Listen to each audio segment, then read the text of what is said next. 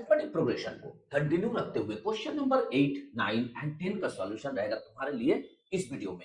अगर तुमने अभी तक क्वेश्चन नंबर 1 से क्वेश्चन नंबर 7 तक को नहीं सीखा है तो जाओ मेरे प्रीवियस दोनों वीडियो को देख लो और आराम से बहुत इजी तरीका से जो मैंने तुम्हें समझाया है उसको सीख लो। इस वीडियो में स्टार्ट करते हैं पहला क्वेश्चन, क्वेश्चन नंबर 8। क्या है हमारा क्वेश्चन नंबर 8?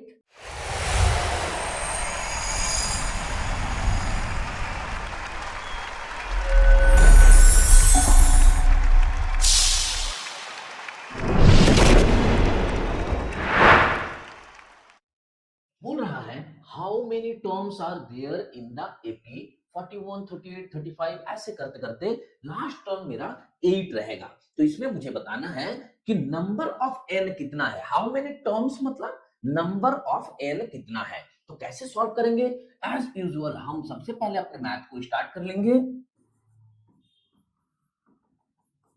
सबसे पहला हमें देखना है कि ए क्या है, यानी कि फर्स्ट टर्म क्या है। फर्स्ट टर्म है 41, सेकंड टर्म क्या है 38, थर्ड टर्म 35। इस तरह से तो हम डी निकाल सकते हैं ना, कॉमन डिफरेंस, यानी कि 38 माइनस 41। इसका मतलब क्या हुआ मेरा -3। डी मेरा निकल रहा है -3 क्योंकि देखो ये डिक्रीजिंग हो रहा है, कंटिन्यू डिक्रीज हो रहा है। तो फिर ये एपी डिक्रीजिंग मोड पे है तो हम डी इज इक्वल टू निकाले 38 minus 41, second term minus first term यानी कि -3। और लास्ट टर्म तुम्हारा क्या है? लास्ट टर्म को हम यहाँ पे लिख लेते हैं an इज इक्वल टू 8 है। हमें निकालना क्या भैया? n, नंबर ऑफ टर्म्स कितना है। तो हम एज यूजुअल वही फॉर्मूला को यूज करेंगे जो अभी तक यूज करते आए हैं, यानी कि हम जानते हैं an is equal to a plus n minus 1 into D होता है। तो यहाँ पे हम क्या करेंगे? वैल्यू पुट कर देंगे। a कितना है 41, n कितना है नहीं मालूम, -1 इंटू डी कितना है -3। लेकिन भैया हमें यहाँ an दे दिया है ना, लास्ट टर्म 8, तो हम इस जगह पर इस बार लिख सकते हैं 8। बस इक्वेशन बन गया, फटाफट सॉल्व कर लेते हैं। तो therefore 8 is equal to 41 plus इस -3 को अगर हम n के साथ एक बार मल्टीप्लाई करें, एक बार -1 के साथ, तो क्या होगा? -3 और n मल्टीप्लाई होकर -n हो जाएगा, यानी कि हम यहाँ पे लिख देंगे -3n और माइनस माइनस प्लस 3। तो इसको जब तुम सॉल्व करोगे तो तुम्हारा रिजल्ट आएगा 8 इक्वल टू 41 और 3 कितना हो जाएगा 44 माइनस 3n, यानी कि 3n is equal to 44 minus 8। 44 minus 8 कितना होगा 6, 3, 36। Therefore n is equal to 36 by 3 यानी कि 12। यही तो है तुम्हारा नंबर ऑफ टर्म्स ये गिवन एपी में, यानी कि इस एपी का जो 12वां नंबर डेटा होगा तुम्हारा वो होगा 8। Got it? बहुत इजी मैथ था जो हमने 2 मिनट में सॉल्व करना सीख लिया है। तो चलो नेक्स्ट क्वेश्चन को सॉल्व करते हैं। क्वेश्चन नंबर 9 क्या बोल रहा है देखो तो जरा इस क्वेश्चन को। How many terms are there in the AP 18, 15:1/2, 13। इस तरह से करते करते -47 तक जाएगा, यानी कि ये जो क्वेश्चन है क्वेश्चन नंबर 9 और क्वेश्चन नंबर 8 दोनों ही क्वेश्चन हमारे लिए तो सेम रहा ना, सिर्फ डेटा अलग है। तो चलो खुद से एक बार बनाने का प्रयास करो, अगर नहीं बनता है तो मैं तो हूं ही। तो चलो स्टार्ट करते हैं इस क्वेश्चन को भी। एज यूजुअल हम पहले अपना डेटा को लिख लेंगे। a इज इक्वल टू 18, तो d इज इक्वल टू क्या होगा 15:1/2 यानी कि 31/2 माइनस 18, यही होगा। इसको अगर हम लोग सॉल्व कर ले तो क्या निकलेगा भैया 2, 31 माइनस 36 यानी कि -5/2। ये हो जाएगा तुम्हारे लिए d निकल गया। हमें पता है an कितना है, an है अपना -47। तो नंबर ऑफ टर्म्स मतलब n is equal to what? Same formula use करेंगे। कौन सा फार्मूला?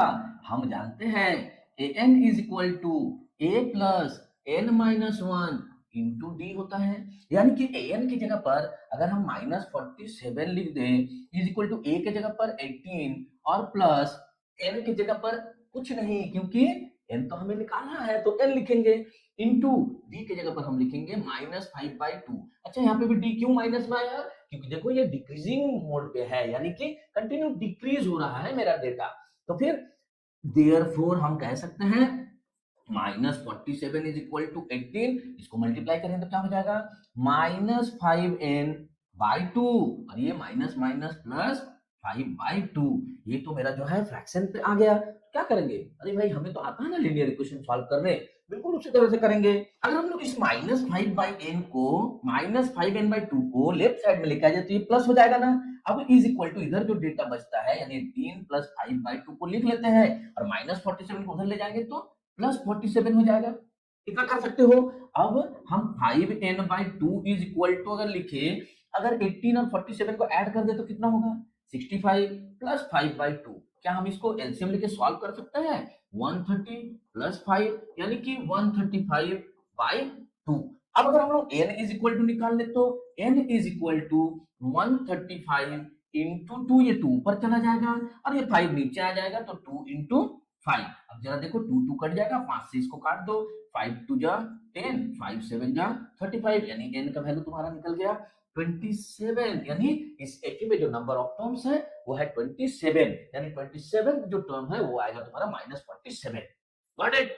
समझ में आने लगा है ना? वीडियो को लाइक कर दो, कमेंट में एक लिख दो कि यस सर समझ में आ रहा है। और चलो इस वीडियो का लास्ट क्वेश्चन यानी क्वेश्चन नंबर 10 को सॉल्व कर लेते हैं, लेकिन सीक्वेंस कंटिन्यू चलता रहेगा जब तक हम पूरा का पूरा अरिथमेटिक प्रोग्रेशन का एक एक मैथ को सॉल्व नहीं कर लेते हैं। तो बने रहो वीडियो के साथ और चैनल को कर लो सब्सक्राइब, साथ ही शेयर करो अपने फ्रेंड सर्कल ताकि हर बच्चा सीख सके इजी प्रोसेस से इसी तरह से मैथ को खुद से सॉल्व करना। चलो नेक्स्ट क्वेश्चन को सॉल्व करते हैं, क्वेश्चन नंबर 10। देखो तो जरा क्या बोल रहा है, which term of the AP 3 8 13 18 ऐसे करते करते 80 मेरा बढ़ता रहेगा लेकिन 88 में जाके रुकेगा। तो वही चीज पूछ रहा है, सिर्फ घुमा फिरा के क्वेश्चन को पूछ रहा है। क्वेश्चन नंबर 8 में जो चीज पूछा था नंबर ऑफ टर्म्स बताओ, क्वेश्चन नंबर 9 में भी वही चीज पूछा था कि नंबर ऑफ टर्म्स बताओ, क्वेश्चन नंबर 10 में भी वही चीज पूछा है नंबर ऑफ टर्म्स बताओ, बट थोड़ा सा क्वेश्चन को घुमा दिया है। टेंशन नहीं लेना है, मीनिंग को समझना है अपनी भाषा में और मैथ को सॉल्व करना है। एज यूजुअल हम मैथ को स्टार्ट करेंगे ना, a इज इक्वल टू कितना है 3 है और d इज इक्वल टू कितना होगा 8 - 3 इज इक्वल टू 5 और मेरा an कितना है तो an है मेरा 88। तो क्या निकालना है अभी? सेम चीज नंबर ऑफ टर्म्स निकालना है भैया। कौन सा नंबर का टर्म्स का मतलब ये 88 होगा। Got it? तो चलो हम लोग वही फार्मूला का यूज करेंगे। हम फार्मूला जानते हैं an is equal to a plus n minus 1 into D. an हमें दे दिया है तो हम वैल्यू यहां लिख लेंगे 88 इज इक्वल टू a हमें दिया हुआ है प्लस n का वैल्यू हमें निकालना है तो n माइनस 1 लिखेंगे इंटू डी का वैल्यू कितना है 5 है। इतना समझ में आ गया? अब इसको फटाफट सॉल्व कर लेते हैं। 88 is equal to 3 plus 5n हो जाएगा जब मल्टीप्लाई करेंगे और -5 हो जाएगा यानी कि 88 इज इक्वल टू 5 और 3 को अगर सॉल्व करेंगे तो -2 प्लस 5n। अब जरा सा सोचो जब ऑलरेडी प्लस 5n है इसको इधर लाने की जरूरत नहीं, पूरे डेटा को अगर इधर लाए तो क्या हो जाएगा -2 plus 5n is equal to 88। हम ऐसा कर सकते हैं पूरा लेफ्ट हैंड साइड को राइट हैंड में, राइट हैंड साइड को लेफ्ट हैंड में लिख सकते हैं। तो therefore 5n is equal to निकालेंगे तो 88 प्लस 2 हो जाएगा यानी कि 90। तो therefore n is equal to 90 divided by 5 यानी कि 18 हो जाएगा तुम्हारा आंसर। क्या कहा था? Which term of the AP is 88? तो 18 term of the AP is 88। Got it? Clear है ना? बहुत आसानी से समझ में आ रहा है। अगर समझ में आ रहा है और चैनल को अब तक तुमने सब्सक्राइब नहीं किया है तो सब्सक्राइब कर लो, क्योंकि मैं Subrato sir tutor Subrato channel में हर एक मैथ को सिखाने का बीड़ा उठाया है। तो चलो मिलते हैं नेक्स्ट वीडियो में क्वेश्चन नंबर 11 12 एंड 13 के सॉल्यूशन के साथ। तब तक खूब मन लगाकर पढ़ो।